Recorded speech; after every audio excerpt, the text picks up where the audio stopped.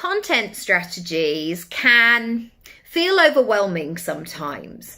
There is this sense that you have to be everywhere, moving and shaking and dancing on TikTok and writing out great things on LinkedIn and vlogging your life on Instagram and then doing a sit down heart to heart moment on YouTube. Depending on what you want to do and what your visibility goals are, which sounds like such an interview question, but I don't mean it as so. But we all have different versions of where we want our business to go and what our version of success will be. So I want to ask you, is there firstly, and this is maybe not the question you're expecting, but I'm going to give it to you. Are you overcomplicating this? Are you making out and convincing yourself that you have to be all things to all people and reinventing the wheel and having different outfits and fading and lights and things popping up all day long? Or could you keep it really simple? I'm going to give you an example, and I would love you to choose a food item of your choice that's going to work for this. So vegetarians, think of something different. But I will give you a vegetarian option and a vegan one.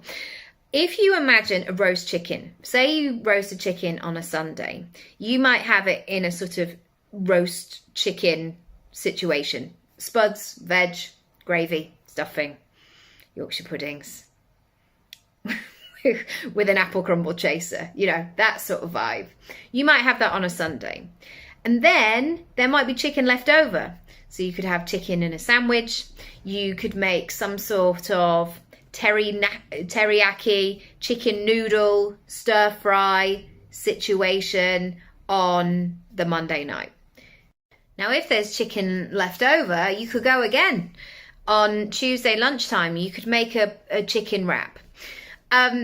Essentially, what is happening there is that the chicken has remained the same and had added extra situations and been in different formats.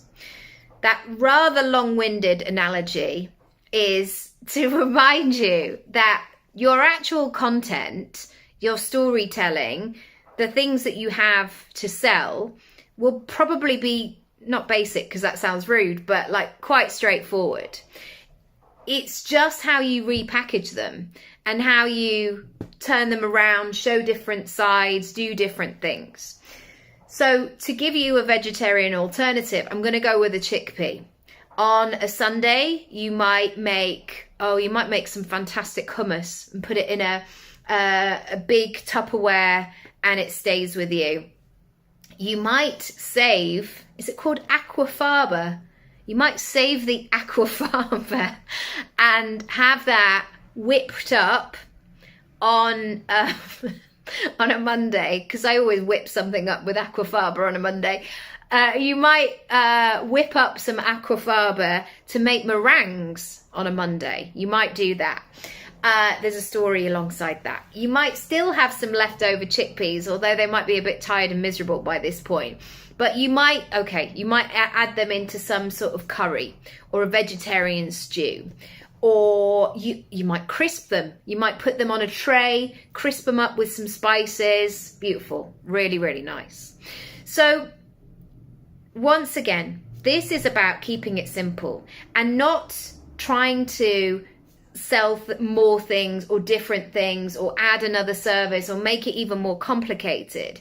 It's just about showcasing the things that you do in different ways. The aquafaba version, I'm going to look this up to check I'm saying it right, but I've said it about 5 times now. So if I've said it wrong, I've said it wrong 5 times. Anyway, that's it for today. Your content is like roast chicken / hummus, and I'm going to look up aquafaba. All the best. And if you want to get my content creation course, it's in my shop. If you want to do this one-on-one and incorporate more food analogies, you know where I am. Thanks for watching. See you next time. Bye.